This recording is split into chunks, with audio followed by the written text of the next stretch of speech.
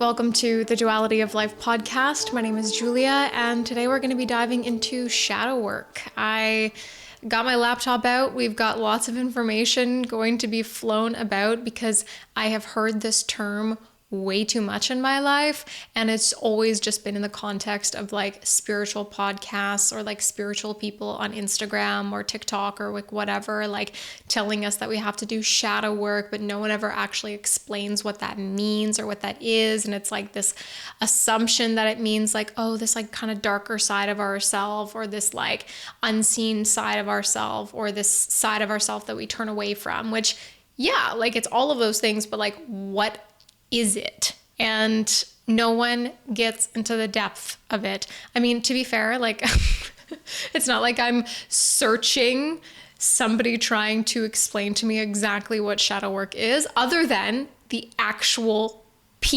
person that quote unquote coined the term shadow work, which is Carl Jung. I've dove into many of his works. And I mean, over the last like year or so, as many of you guys know, I've been trying to figure out like what the hell I believe as a person. Like I don't know. And I'm trying my best to figure it out. Like I've read a large portion of the Bible. Like I've read all of the Bible. I've read a large portion of the Bhagavad Gita, the Tao Te Ching. If you've been hanging out with me for a while, I've repeated myself many a times, but update, finished the Bible. So that's great. And obviously in congruence with that, or conjunction with that, I should say, diving into philosophical questioning, philosophical theories, more clinical or analytical ideas of psychology versus just like, the spiritual psychology that's like all over the internet, which I, have fallen victim to, so to say. In a lot of my life, most of my life. And it took a big questioning moment at the end of 2023, beginning of 2024, for me to step outside of that realm and be like, actually, I'm judging things I have no idea about. Like I need to educate myself on so much before I can like actually make a proper decision about what I believe. And update, more confused than ever. I think ignorance is bliss sometimes, like I really do, especially when it comes to like philosophical and psychological and belief systems. Like it is so deeply complex. Like part of me wants to believe in God. The other part of me doesn't know if I actually believe in God. Like, I think I'm agnostic. I don't know. Like I've had a moment of like, am I Christian? Do I believe this? This makes sense. Like the suffering God makes sense. This, this reasoning makes sense. But then when I actually get down to the incongruence and contradictory reasoning of people justifying biblical stories and, historical references and stuff like that, I just can't get past that. So it's deeply confusing. And before you ask me, okay, like what if, like, where have you gone to school for this topic? I have not. I have zero authority talking about this. Zero. I don't know what the fuck I'm talking about. I only am deeply curious about this as somebody that suffered with childhood trauma and has always found this sort of thing fascinating, trying to discover the deeper sides of myself. I mean, I would be like literally 17 years old listening to Alan Watts in like driving to school that I like found on YouTube, like a lecture of Alan Watts. Did I have any idea what this man was saying? Pretty well zipped to none. But enough of my rambling. Let's get into shadow work. Little side note, it is raining outside, so you may hear the sound of rain in the background and the occasional thunder. That could be very comforting and nice, or deeply terrifying, depending on how you view this subject. But anyways, shadow work, it didn't just come from nowhere. This idea, this term didn't come from nowhere. It wasn't formulated in the spiritual space in like, 2000 something, or, spawn out of TikTok as like this nice little way or blanket term for getting in touch with the darker sides of yourself. It was actually coined in the early 20th century from Carl Jung, as I've already mentioned, which is a psychiatrist and psychoanalyst. So he has many books, many essays, only a few of which I've dove into. So I am no expert on Carl Jung. I cannot tell you all of his deepest inner workings or all of his ideas, but he has touched on a broad view level of topics, and has many, many interests as well. So the things that I have dove into, mainly actually by listening. I am somebody that receives the most information or can comprehend the most information through listening. So I have listened to Archetypes and the Collective Unconscious, Psychology of the Unconscious, and a bit of the Red Book, which is kind of like a journal of his. But either way, what is the shadow self? So his definition is, so to say, there's not like one strict definition that he has written out as if like you're going to open up a dictionary and find the term shadow work and find a strict definition under it. He has wrote many books referring to the shadow self. Is not just like one book that he's written and then focuses on other things in other books. Like, this is a constant theme in a lot of his writings and essays. So the most broad kind of overarching definition that I can provide is the shadow self is the unconscious part of the personality that contains the traits, emotions, desires, and impulses we suppress, reject, or deny, usually because they are considered socially unacceptable or incompatible with our own self-image. So a quote from him from the book Archetypes of the Collective Unconscious, Volume 9, Part 1. This was published in 1959, but the English edition, because he is a Swiss psychoanalyst, so this was written in German and then later translated to English, but the shadow person, this is his quote, the shadow personifies everything that the subject refuses to acknowledge about himself and yet is always thrusting itself upon him directly or indirectly.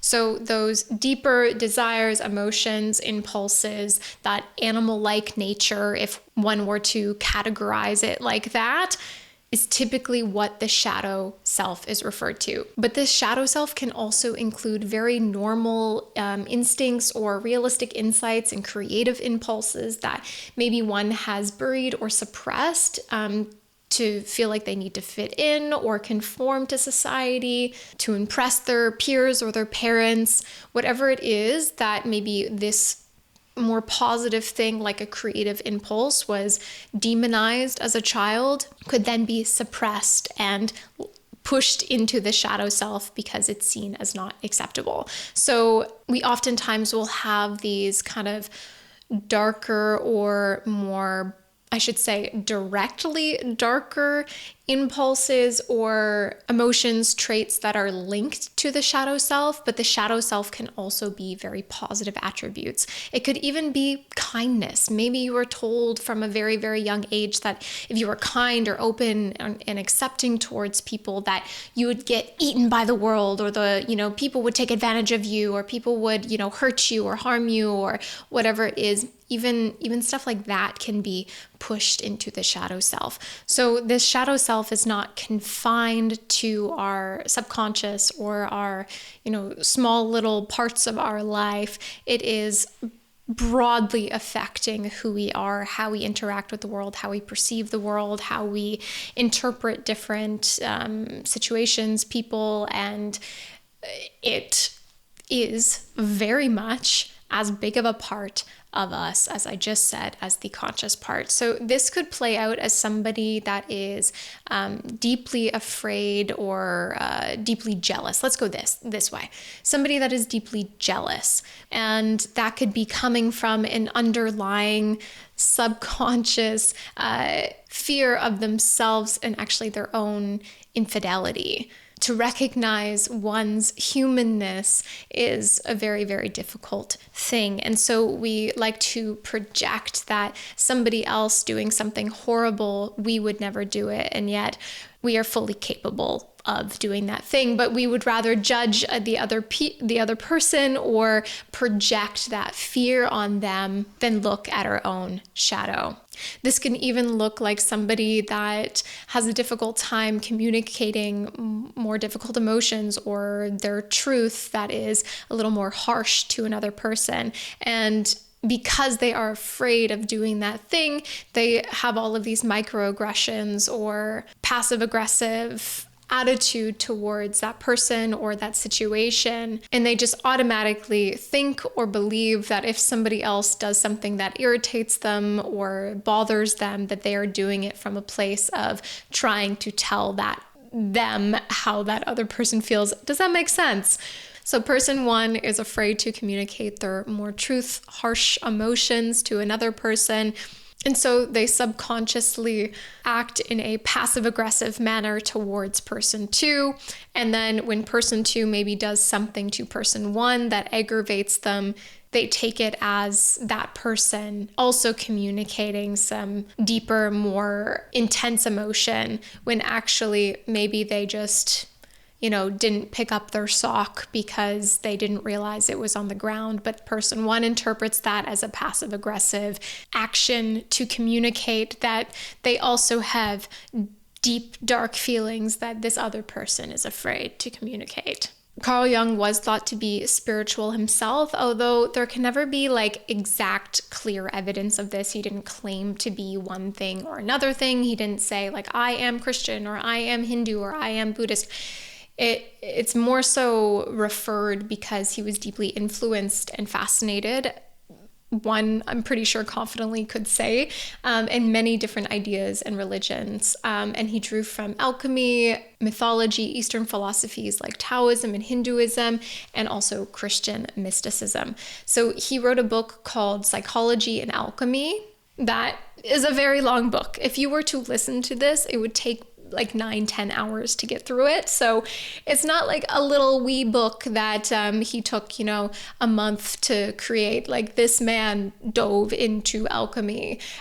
He also co-translated The Secret of the Golden Flower, which draws from Eastern religion. But Hinduism and Buddhism, especially the concepts of individualization and spiritual awakening or enlightenment, he references in many, many of his works. So Jung was also raised in a religious household, which is probably not surprising for the time that he was alive and the place that he was, but Christian was what he was influenced by growing up. And he even wrote a book called Answer to Job.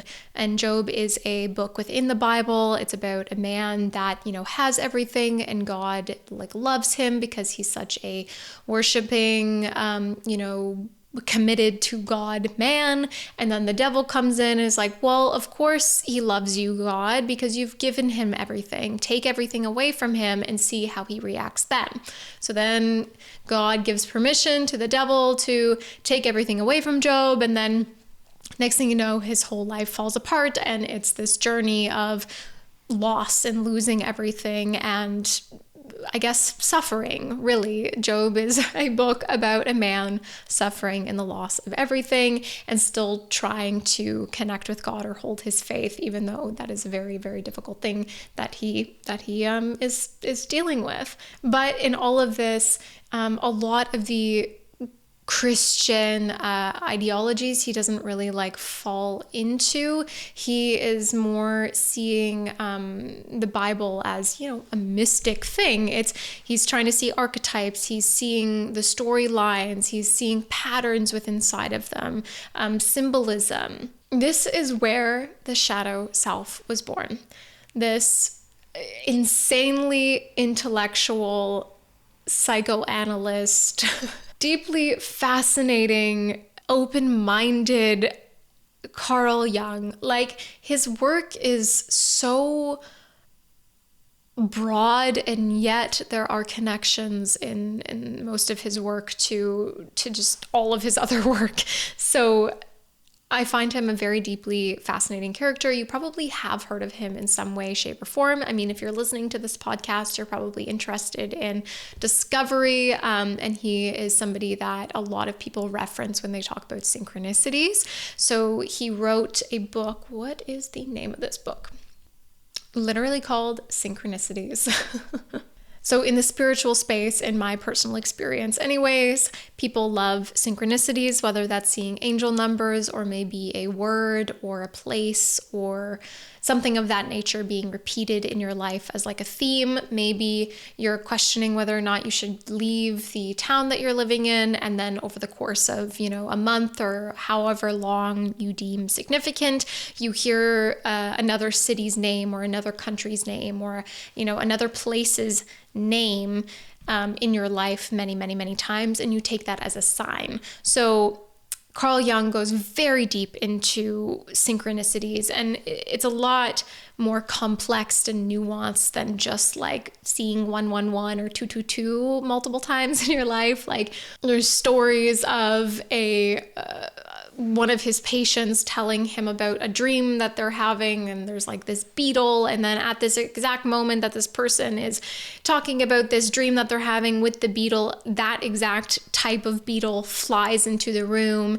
And yes, like, what does that mean? Carl Jung is deeply fascinated by like, what does this mean? However, he did stay very psychoanalyst in his approach to this stuff. A lot of his works are written in a kind of clinical or cold way. He doesn't really like lean into, well, if this means this, then we'll reach spiritual enlightenment and da da da da da. Like, he stays very reasonable and very rational in his works, although he does dawn upon many of his own stories, many stories of his patients. He does go the extra mile to find very unique stories and references to portray his thoughts and ideas. So his work is deeply profound in the small amount that I have done research. I highly recommend diving into his work, but I mean, at the same time, hey, it's a lot. Like, you don't have to. It's really fine. You might get some stuff out of it, but like, it's a lot. So how did this very like analytical psychoanalyst version of shadow work go to this very spiritual space? The crossover begins to happen in the 1960s. Let's be real, in the United States, the 60s happened. Spiritual experiences were at a high due to many substances. And so people were searching for this meaning across many Western countries that was different than the typical theology that was taught among many Western countries. And because Jung was a well-known psychoanalyst, of course, his work gets pulled into different spaces naturally. I mean, the man wrote books, he's a well-known figure. And so although he stayed in the psychoanalytical camp, a new field of transpersonal psychology began and connected psychology and spirituality in the 1960s. Transpersonal psychology is a branch of psychology that explores the spiritual and transcendental aspects of the human experience. Again, like I've said, like Jung connected psychology and many modalities of spirituality, but did it from that analytical frame where things started to then shift in the 1960s. So there was a few pioneers to this, and from what I understand, I obviously was not alive, and this is me doing research to figure this stuff out. But two important figures in this time frame were Stanislav Grof and Ken Wilber. So these two men drew pretty explicitly on Jung's ideas and archetypes because Jung does go very deep in archetypes. I mean, like I've quoted before, but they also drew on Jung's idea of the collective unconscious, and that was to validate meditation, breath work, and psychedelic experiences as pathways to the unknown. And so this collective unconsciousness I feel like that has, it's still kind of very much buzzy in this spiritual space nowadays, is the collective consciousness or collective unconscious. Collective consciousness is what I hear all of the time, but obviously that stemmed from Jung's idea of the collective unconscious. And so the collective unconscious is this like inherent human nature, this humanness that we all have. So those desires, those impulses, those, intense emotions that we all experience, maybe even that like fight or flight response that all humans have, or at least I should say probably the greatest amount of the human population. I can't say all, I don't know. But it also includes the archetypes in this as well. So the enema or the animus, the persona, the shadow, all of these things are the collective unconscious archetypes that people fall into or that we're, shaped by. But these ideas, these archetypes, this idea of the collective unconscious was then used to validate different spiritual practices, like I've said, breathwork, meditation, psychedelic experiences, to validate them as pathways to self-knowledge or knowing oneself, or I guess even meeting one's shadow and understanding oneself in a deeper way. But another quote from Jung is, "The meeting with oneself is at first the meeting with one's own shadow." So that's to say that one cannot know themselves unless they know their shadow. So to get to that, higher state of being, that enlightenment, that deeper understanding, one cannot do that without recognizing and acknowledging or knowing their shadow. But other super important figures were Ram Dass and Alan Watts, for instance. Like, nonetheless, during this period of let's say in between the 60s, 70s, 80s, I mean, up until now, of course, but during that time period, people had a very deep interest in discovering themselves in a different modality than Christianity or Catholicism.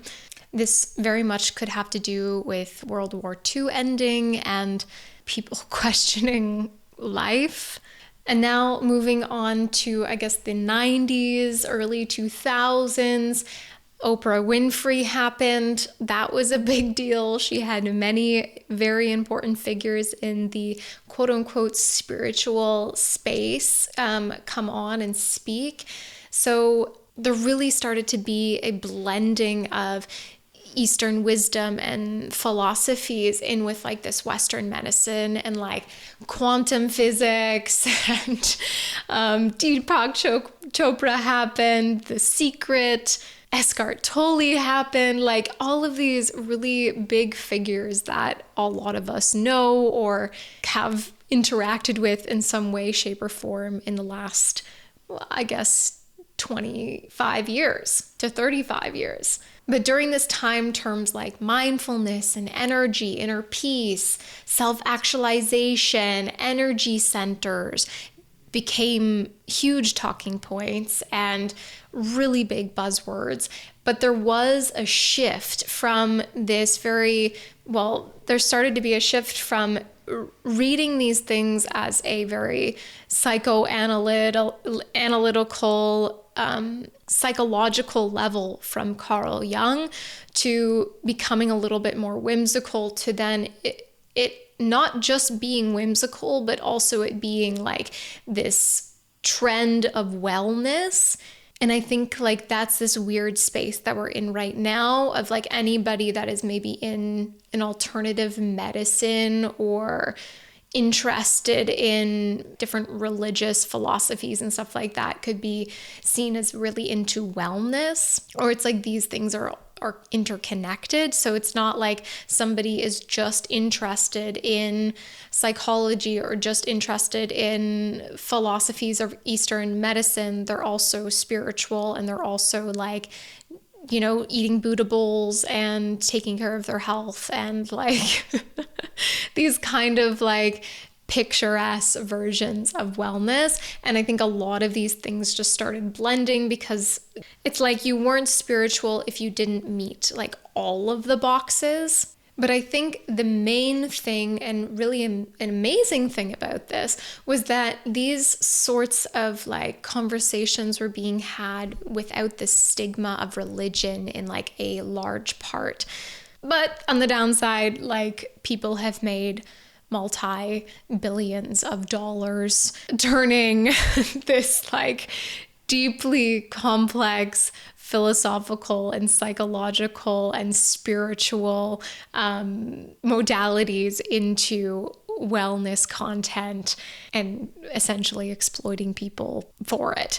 And then we move into the, I guess in the last like 15 years, social media happens. And like I've already mentioned, the wellness industry is very much in contact with the spiritual self-actualization, quote unquote, industry as well. And like way too many people are selling courses on how to do shadow work.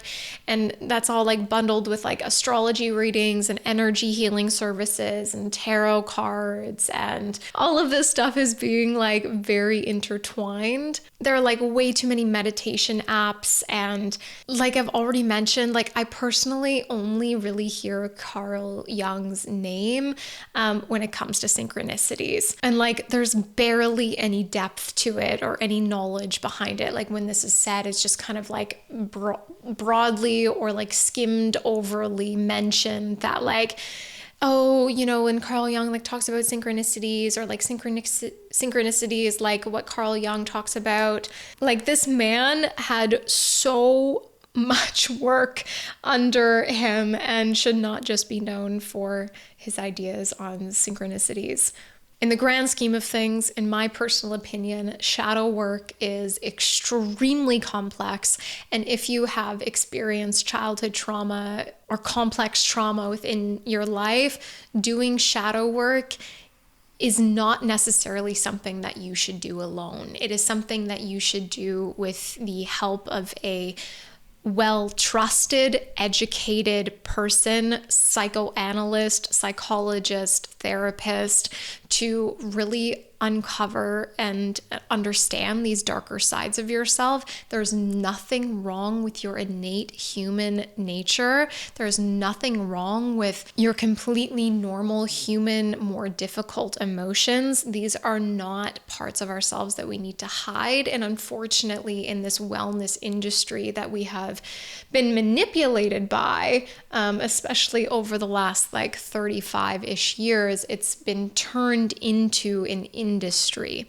And so this shadow self that we hear about is often talked about in a very negative light. It's talked about in a way that is seen as bad or seen as something that you need to fix or you need to heal. And I really personally do not believe that healing exists. I think that you are a human being, and by default, you are always going to experience difficult emotions because these are your shadow self, and your shadow self is not meant to be fixed. Yes, there are many things and experiences that hide in our shadow self, but that collective unconsciousness, that innate human archetype or humanness that is like can be categorized in archetypes, in your persona, in your ego, in your enema or animus, like in all of these things, that is just humanness. And so in my own discovery of self, in my own recognizing and quote unquote meeting myself, I realized that shaming one's humanness is not going to get you anywhere other than accumulating more shame. So feeling like you have to fix or heal these darker sides of yourself or you can never experience anger or jealousy or fear or whatever the case may be, if you are a healed person, is just absolutely ridiculous and an ideal that no one will ever reach, but people will try to sell you. So be very, very cautious of somebody trying to sell you something, telling you that it's going to fix you or heal you or solve all of your problems or take away your anger, take away your jealousy, or teach you detachment. Yes, these are beautiful. There are so many beautiful tools within ancient or religious and spiritual philosophies. There are so many beautiful tools that can be learned from, but at the same time, your humanness will never go away. But recognizing, seeing, and understanding how your shadow self impacts you is important.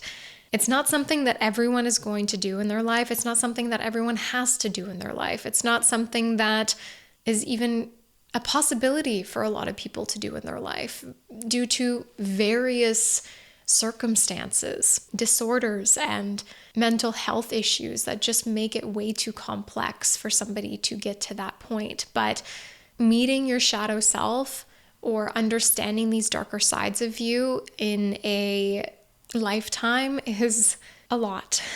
And like I've said, if you have dealt with trauma, like complex childhood trauma or just complex trauma in your life, doing these things alongside the help of a trusted professional is probably one of the best things that you can do for yourself. Not saying it is an absolute must, but they can help you see the more nuanced sides of this stuff and help you not get trapped in shame-based mindset content, this spiritual space of wellness that oftentimes is just trying to sell you something instead of actually trying to help you or get to the root cause of things. Although spirituality is something that everyone experiences in a different way, and using spiritual experiences to understand yourself or connect to a more universal power or a God, if you believe in God, is absolutely stunning. But to not distract ourselves with these spiritual things is also very important. There is a fine line to being too analytical and being too spiritual. We need to find somewhere in the middle where we can reconcile and stay grounded in truth. We are human beings with all completely different brains because we are all completely different humans. But in this humanness, there are natural, human, completely normal emotions and desires and urges that one has. And one may have something stronger than another person. It doesn't make one person more healed or more fixed or more okay than the next person because they all struggle. That person struggles with something different than somebody else. So this idea of shadow work is not a spiritual concept, or not only a spiritual concept, but was born out of psychoanalytical psychology. And yes, can be interpreted in a spiritual way, but I think also needs the groundedness of analytical thinking. Okay, I think that is it for me. Wow, that was a journey and a half. Thank you so much for joining me on it. I'm truly hoping that you enjoyed this episode and got some value out of it. I'm sending you so much love on your journey, and just know, please do not be fooled by people on the internet trying to sell you a pipe dream. Like, it's too real nowadays, and it's driving me absolutely insane. Please be decisive and see through the shame-based bullshit. I hope you have a beautiful rest of your day, or whatever time you're listening to this. I hope that you tune in again next time. If you could, hit the like and subscribe button wherever you're listening to this. I truly appreciate it. Send it to a friend if you enjoyed or think it would be valuable for them. Also, let me know where you disagree with me. Let me know where I'm wrong. Let me know where you see through my bullshit. I am open to criticism as long as it's spoken with care and not just like putting me down for no reason. See you again soon. Lots of love. Bye.